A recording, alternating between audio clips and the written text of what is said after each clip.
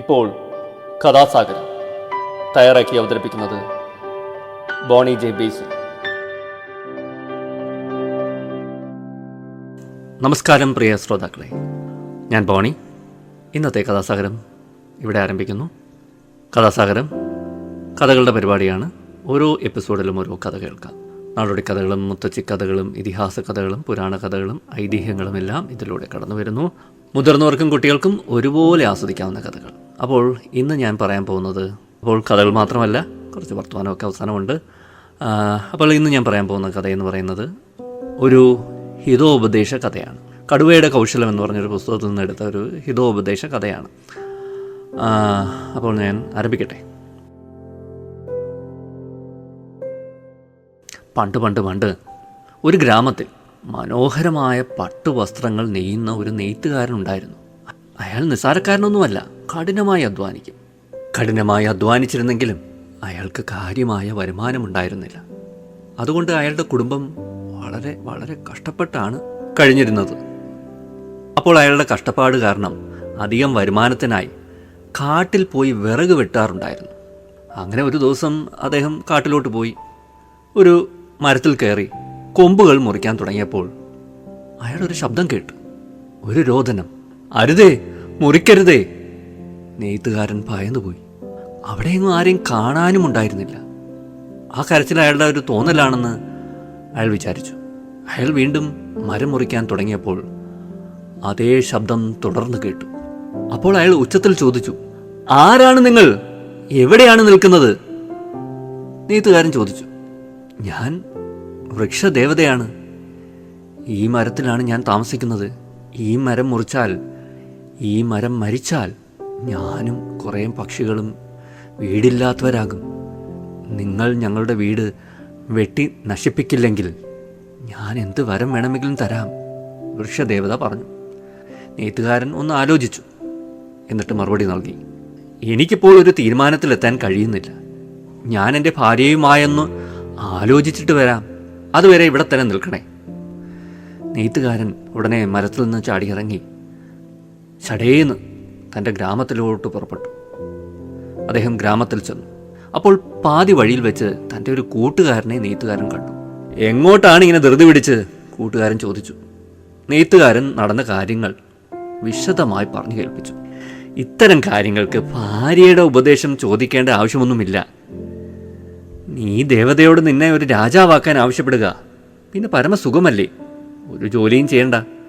മാത്രമല്ല, നിനക്കും നിന്റെ ബന്ധുക്കൾക്കും നല്ല ഭക്ഷണവും കഴിച്ച് നല്ല വസ്ത്രങ്ങൾ ധരിച്ച് സുഖമായി ജീവിച്ചൂടെ? കൂട്ടുകാരൻ ചോദിച്ചു. ആ, നിന്റെ ഉപദേശമൊക്കെ കൊള്ളാം, എങ്കിലും ഭാര്യയോടൊരു വാക്ക് ചോദിക്കണ്ടേ? എന്തായാലും ഞാൻ അവളോടൊന്ന് ചോദിച്ചോട്ടെ. അപ്പോൾ ശരി. നെയ്ത്തുകാരൻ വീട്ടിലേക്ക് ഓടി. നെയ്ത്തുകാരൻ്റെ കുടിലെത്തിയതും ഭാര്യയെ വിളിച്ച് കാര്യം പറഞ്ഞു. ഭാര്യയെല്ലാം ക്ഷമയോടെ വള്ളിപ്പുള്ളി തെറ്റാതെ കേട്ടു. എൻ്റെ കൂട്ടുകാരൻ പറയുന്നത് രാജാവാകാനുള്ള വരം ചോദിക്കാനാണ്. എന്താണ് നിന്റെ അഭിപ്രായം? നെയ്ത്തുകാരൻ ചോദിച്ചു. നെയ്ത്തുകാരൻ്റെ ഭാര്യ കുറച്ചു നേരം ആലോചിച്ചിട്ട് പറഞ്ഞു, നിങ്ങൾ രാജാവാകുകയാണെങ്കിൽ നിങ്ങൾക്ക് എപ്പോഴും രാജ്യഭരണത്തെക്കുറിച്ച് ആലോചിച്ച് വിഷമിക്കാനേ സമയമുണ്ടാകൂ. രാജ്യത്തെയും ജനത്തെയും സംരക്ഷിക്കാൻ മിക്കവാറും യുദ്ധത്തിന് പോകേണ്ടി വരും. അതുകൊണ്ട് നിങ്ങളുടെ കൂട്ടുകാരൻ പറയുന്നതൊന്നും കേൾക്കണ്ട. എന്ത് ചോദിക്കണമെന്ന് ഞാൻ പറയാം.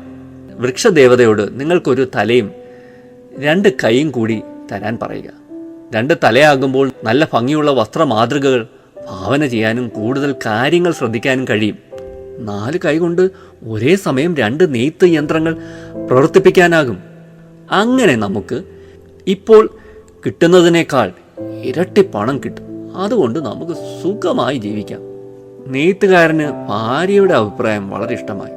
അയാൾ കാട്ടിൽ ചെന്ന് വൃക്ഷദേവതയെ കണ്ടു. ദേവി, എനിക്കൊരു തലയും 2 കൈയും കൂടി തരിക, അയാൾ അപേക്ഷിച്ചു. ദേവി അപ്പോൾ തന്നെ അനുഗ്രഹിച്ചു. അപ്രകാരം സംഭവിക്കട്ടെ, ദേവി അനുഗ്രഹിച്ചുകൊണ്ട് പറഞ്ഞു. പെട്ടെന്ന് അയാളുടെ കഴുത്തിൽ മറ്റൊരു തലയും കൈകളോട് ചേർന്ന് വേറെ 2 കൈകളും ഉണ്ടായി. നെയ്ത്തുകാരൻ സന്തോഷത്തോടെ വീട്ടിലേക്ക് പാഞ്ഞു. ഗ്രാമീണർ നെയ്ത്തുകാരൻ്റെ വിചിത്ര രൂപം കണ്ട് പരിഭ്രമിച്ചു. കുട്ടികൾ ഭയന്നോടി. സ്ത്രീകൾ വാവിട്ട് കരഞ്ഞു. അവിടുത്തെ ജനം അവരെ പിടിച്ചു തിന്നാൻ വരുന്ന രാക്ഷസനാണെന്ന് കരുതി അവർ ഒത്തുകൂടി. എന്നിട്ട് അവർ കൂട്ടം ചേർന്ന് നെയ്ത്തുകാരനെ കല്ലും മരവും ഉപയോഗിച്ച് ആക്രമിച്ചു. നെയ്ത്തുകാരൻ നാട്ടുകാരുടെ ഏറുകൊണ്ട് ചോര വാർന്ന് മറഞ്ഞു വീണു മരിച്ചു. ബുദ്ധിയില്ലാത്ത നെയ്ത്തുകാരൻ വക്രബുദ്ധിയായ ഭാര്യയുടെ ഉപദേശം തേടിയതിനാൽ കിട്ടിയ അവസരം ഉപയോഗിക്കാനായില്ലെന്ന് മാത്രമല്ല, അത് അയാളുടെ മരണത്തിനുമിടയാക്കി. ഇത്രയുമാണ് കഥ.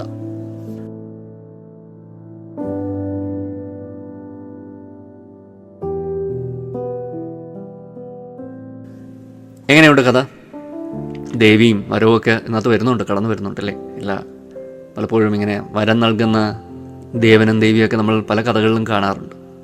ഇതിനകത്തൊരു അല്ലേ, ആദ്യ ഭാഗത്ത് ഒരു മരം അല്ലേ, അതായത് ആ വൃക്ഷദേവത അപേക്ഷിക്കുകയാണ്, ഈ മരം മുറിക്കല്ലേ, ഈ മരം മുറിച്ചാൽ ഇത് മരിക്കും, ഞാനും കുറേ പക്ഷികളും വീടില്ലാത്തവരാക്കും, ഇങ്ങനെയാണ് പറയുന്നത്.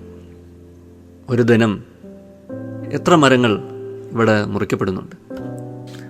അതിനെക്കുറിച്ച് ചില കണക്കുകളൊക്കെ വന്നിട്ടുണ്ട്. ഒരു കണക്കൂട്ടലായിരിക്കാം, എങ്കിൽ കൂടി നമുക്ക് അവിശ്വസിക്കേണ്ട കാര്യമില്ല. നിങ്ങൾ ചിലപ്പോൾ ഇൻ്റർനെറ്റിലൊക്കെ സെർച്ച് ചെയ്താൽ ചിലപ്പോൾ ഈ കണക്ക് കാണാമായിരിക്കും. 42 മില്യൺ മരങ്ങളാണ് ഒരു ദിവസം കശാപ്പ് ചെയ്യപ്പെടുന്നത്, അല്ലെങ്കിൽ മുറിക്കപ്പെടുന്നത്, വെട്ടി നിരത്തപ്പെടുന്നത്. അതായത് 15.3 ബില്യൺ മരങ്ങൾ ഒരു വർഷം വെട്ടി മുറിക്കപ്പെടുന്നു. ഇപ്പോൾ തന്നെ മനുഷ്യർ ഈ ഭൂമുഖത്തുള്ള 46% മരങ്ങളും നശിപ്പിച്ചു കഴിഞ്ഞു. ഭൂമിയിലുള്ള 36% റെയിൻ ഫോറസ്റ്റുകൾ മാത്രമേ ഇനിയിപ്പോൾ ബാക്കിയുള്ളൂ. ഇനി കാട് എന്ന് പറയാൻ ഇനി അവശേഷിക്കുന്നത് 4.6 ബില്യൺ ഹെക്ടേഴ്സിൽ മാത്രമാണ് ഇനി ഈ ഭൂമുഖത്ത് കാടായിട്ട് അവശേഷിക്കുന്നത്. അപ്പോൾ നമുക്ക് ഓരോ രാഷ്ട്രങ്ങളുടെ കണക്ക് വേണമെങ്കിൽ എടുക്കാം, പല കണക്കുകളും വരും. അപ്പോൾ ഞാൻ ഒരു മരങ്ങളുടെ കണക്ക് ഒന്ന് ജസ്റ്റ് സൂചിപ്പിച്ചതന്നേ ഉള്ളൂ, ഈ കഥയിൽ ഇങ്ങനെ വന്നതുകൊണ്ട് പറഞ്ഞതന്നേ ഉള്ളൂ. ഒരു ആഗോള തലത്തിലുള്ള ഒരു കണക്കാണ് പറഞ്ഞത്. നമ്മൾ ചൂട് കൂടുന്നു അല്ലേ, അപ്രതീക്ഷിത കാലാവസ്ഥ വ്യതിയാനങ്ങൾ അല്ലേ, അപ്രതീക്ഷിതമായിട്ട് മഴ പെയ്യുന്നു, പ്രളയങ്ങളുണ്ടാകുന്നു, അതൊക്കെ ഇപ്പോൾ കൂടുതലും നമ്മൾ കാണുന്നുണ്ട്. നമ്മുടെ രാജ്യത്ത് മാത്രമല്ല, പാകിസ്ഥാനിൽ നടക്കുന്നു, എല്ലാ ലോകത്തിൻ്റെ എല്ലാ ഭാഗത്തും ഇത് കണക്കുള്ള അപ്രതീക്ഷിതമായിട്ടുള്ള ഒരു കാലാവസ്ഥ മാറ്റങ്ങളും ചുഴലിക്കാറ്റും ഈ കണക്ക് മഴയും ഒക്കെ ഉണ്ടാകുന്നുണ്ട്. അതൊക്കെ എന്തുകൊണ്ടാണെന്ന് നമ്മളിത് ഈ കണക്ക് കേട്ടപ്പോൾ മനസ്സിലായി കാണും. ഞാനൊന്ന് സൂചിപ്പിച്ചതന്നേ ഉള്ളൂ. അപ്പോൾ ഈ കഥ വായിച്ചപ്പോൾ ഒന്ന് കടന്നുപോയെന്നേ ഉള്ളൂ അത്, ആ കണക്കിലൂടെയൊക്കെ. പലപ്പോഴും നമ്മൾ ഒരു വൃക്ഷം മുറിക്കുമ്പോൾ അതിനെ ആശ്രയിച്ച് കഴിയുന്ന പക്ഷികളെയും ഈ പറഞ്ഞ കണക്ക് ശലഭങ്ങളെയും പ്രാണികളെയും കീടങ്ങളെയും പുഴുക്കളെയും ഒക്കെ ഒരു മരത്തിനെ ആശ്രയിച്ച് ജീവിക്കുന്നുണ്ട്. ചെറിയ പ്രാണികൾ അല്ലേ, വണ്ടുകളും ഷഡ്പദങ്ങളും കൃമികളും കീടങ്ങളും അല്ലേ, അങ്ങനെ എത്ര ജീവികളാണ് ഒരു വൃക്ഷം അല്ലെങ്കിൽ ചെറിയ ചെടിയിൽ തന്നെ ആശ്രയിച്ച് ജീവിക്കുന്നത്. ഒരു സൈക്കിളിൻ്റെ ഭാഗമാണല്ലോ ഇതെല്ലാം.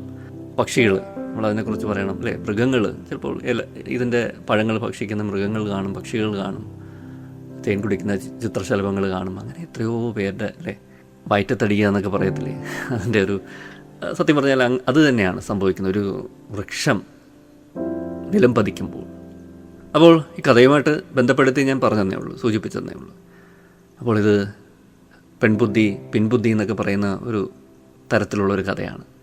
സുഹൃത്തിൻ്റെ ഉപദേശം തിരസ്കരിക്കുന്നു, ഭാര്യയുടെ വക്രബുദ്ധിയിൽ ഉദിച്ച ഉപദേശം സ്വീകരിക്കുന്നു. ആ ഭർത്താവ് അവസാനം മരണം വരിക്കുന്നു. അപ്പോൾ ഇതാണ് ഇതിലെ ഒരു ക്ലൈമാക്സ് എന്ന് പറയുന്നത്. അപ്പോൾ ഇന്നത്തെ ഭാര്യയുടെ ഉപദേശം അദ്ദേഹത്തിന് വലിയ ആപത്ത് കൊണ്ടുവരികയാണ്. ആപത്തെന്ന് പറഞ്ഞാൽ പോരാ, അദ്ദേഹത്തിൻ്റെ ജീവൻ നഷ്ടപ്പെടുകയാണ്. സുഹൃത്ത് നല്ലൊരു ഉപദേശം കൊടുക്കുന്നുണ്ട്, പക്ഷേ അത് വേണ്ട. അപ്പോൾ എപ്പോഴും സ്ത്രീകളുടെ ശക്തി അതാണ്. ഒരു ഭർത്താവിൻ്റെ മേലിൽ ആണെങ്കിൽ കൂടി ചിലപ്പോൾ ഒരു രാജാവിനെ അല്ലേ സ്വാധീനിക്കുന്ന കണക്ക് അല്ലേ അവിടെ വരാറുണ്ട്.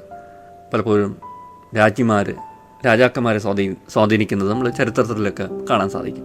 അങ്ങനെ ഈ സ്വാധീന ശക്തി, ഒരു സ്ത്രീ എന്നുള്ള നിലയിലുള്ള സ്വാധീന ശക്തിയാണ് ഈ കഥയിൽ സൂചിപ്പിക്കുന്നത്. പക്ഷേ ആ പറഞ്ഞു കൊടുത്ത ബുദ്ധി അത്ര കേമമല്ലായിരുന്നു. അതാണ് നമ്മളെ ഈ കഥ ചൂണ്ടിക്കാണിക്കുന്നത്.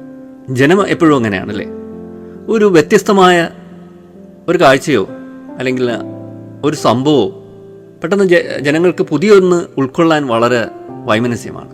ഭയത്തോടെയൊക്കെ ആയിരിക്കും കാണുന്നത്. എന്തിനേയും അങ്ങനെയാണ്. ആദ്യം കാണുമ്പോൾ ഒരു ഭയവും ഉൾക്കണ്ടയും അല്ലേ, ഒരു ജനക്കൂട്ടം അങ്ങനെയാണ് അല്ലേ, ജനക്കൂട്ടം ഒരു മോബ് ഉണ്ടാകുമ്പോൾ അല്ലേ, അവർ പിന്നെ ഒരാളായിട്ട് നിൽക്കുമ്പോൾ ഉള്ള ഒരു സ്വഭാവമല്ല, ഒരു മോബായി തീരുമ്പോൾ, ഒരു ജനക്കൂട്ടമായി തീരുമ്പോൾ അവർ പിന്നെ അക്രമകാരികളൊക്കെ ആവും. പെട്ടെന്ന് വേണമെങ്കിൽ അവരെ അക്രമകാരികളാക്കാനൊക്കെ 1-2 പേരൊക്കെ വിചാരിച്ചാൽ സാധിക്കും. ഒരു മോബ് സൈക്കോളജി അങ്ങനെയാണ്. ഈ കഥയിൽ അവസാനം ഇങ്ങനെ ആ ജനക്കൂട്ടത്തിൻ്റെ പെരുമാറ്റം കണ്ട് ഞാൻ പറഞ്ഞതാണ്. അവർ ജനക്കൂട്ടം എപ്പോഴും ചിന്തയിൽ പുറകിലോട്ടായിരിക്കും. ഒറ്റയ്ക്ക് നിൽക്കുമ്പോൾ നമ്മൾ ചിന്തിക്കുന്നതൊക്കെ ആയിരിക്കില്ല ജനക്കൂട്ടമാകുമ്പോൾ. അപ്പോൾ തോന്നുന്ന ഒരു വികാരത്തിൻ്റെ അടിമയൊക്കെ ആകാൻ ജനക്കൂട്ടത്തിന് സാധിക്കും. അല്ലെങ്കിൽ ഒരാൾക്ക് ആ ജനക്കൂട്ടത്തെ തിരിച്ചുവിടാനും ഒരു ഹീനപ്രവൃത്തിയിലോട്ട് ഒരു സംസാരം കൊണ്ട് തന്നെ അല്ലെങ്കിൽ ഒരു പ്രസംഗം കൊണ്ട് തന്നെ അവരെ നയിക്കാനും ഒരു ഹീനപ്രവൃത്തിയിലോട്ട് തള്ളിവിടാനുമൊക്കെ സാധിക്കും. അതാണ് കഥയെക്കുറിച്ച് പറയാനുള്ളത്. ഒരു മോബ് ലിഞ്ചിങ് എന്നൊക്കെ പറഞ്ഞ വാക്കുകളുണ്ട് ഇംഗ്ലീഷിൽ. ഒരാളെ കൊല്ലുകയാണ് ഇവിടെ അല്ലേ, ഒരു നിയമങ്ങളും പാലിക്കാതെ, അല്ലെങ്കിൽ അയാളൊരു കുറ്റം ചെയ്തിട്ടുണ്ടെങ്കിൽ അല്ലേ, അദ്ദേഹത്തെ കോടതിയിൽ ഹാജരാക്കിയോ വേണ്ട നിയമ നടപടികളിലൂടെ കൊണ്ടുപോകാതെ, ഒരു വിചാരണ ചെയ്യാതെ, അയാളുടെ ഭാഗം കേൾക്കാതെ ഒക്കെ ഇവിടെ അല്ലേ മോബ് ലിഞ്ചിങ് അങ്ങനെയാണ്, ഒരാളെ കൊല്ലുന്നത്. ഇതിപ്പോൾ ഇവിടെ ഒരു മോബ് ലിഞ്ചിങ് ആണ് നടന്നിരിക്കുന്നത്. ഒരു ജനക്കൂട്ട കൊലപാതകമാണ് ഇവിടെ നടന്നിരിക്കുന്നത്. അതായത് ഒരു ആൾക്കൂട്ട ആക്രമണമെന്നോ ജനക്കൂട്ട കൊലപാതകമെന്നോ ഒക്കെ നമുക്കതിനെ വിശേഷിപ്പിക്കാം. അപ്പോൾ അതാണ് ഇവിടെ നടന്നിരിക്കുന്നത്. അവർ നിയമം കയ്യിലെടുക്കുകയാണ്. അവർ വിചാരണ ചെയ്യാതെ ഒരാളെ കൊല്ലുകയാണ്. ഇപ്പോഴും നമ്മുടെ നാടുകളിലൊക്കെ നടക്കുന്നുണ്ട്. ദളിതരെ അല്ലേ ആക്രമിച്ച് കെട്ടിയിട്ട് അടിക്കുന്നതൊക്കെ നമ്മൾ പലപ്പോഴും കാണാറുണ്ട്. പത്രങ്ങളിലൊക്കെ റിപ്പോർട്ട് ചെയ്തിട്ടുണ്ട്. നമ്മുടെ സാമൂഹിക മാധ്യമങ്ങളൊക്കെ അത്തരം വീഡിയോകളൊക്കെ പ്രചരിക്കുന്നുണ്ട്. മേൽജാതിക്കാരും ദളിതരെ പീഡിപ്പിക്കുന്ന നോർത്ത് ഇന്ത്യയിലൊക്കെ മറ്റുമൊക്കെ ഉള്ള വടക്കേ ഇന്ത്യയിലെ കാര്യമാണ് ഞാൻ ഈ സൂചിപ്പിച്ചത്. അപ്പോൾ ഒരു നിയമമൊന്നും പിന്തുടരാതെ അവർ കൊല നടത്തുകയാണ്, ചില തെറ്റുകൾ ആരോപിച്ച്. അപ്പോൾ അങ്ങനൊരു പ്രവണതയാണ് ഇവിടെ കാണുന്നത്. അപ്പോൾ ഈ കഥയിലൂടെ കടന്നപ്പോൾ ഞാൻ അതൊന്ന് സൂചിപ്പിച്ചതാണ്.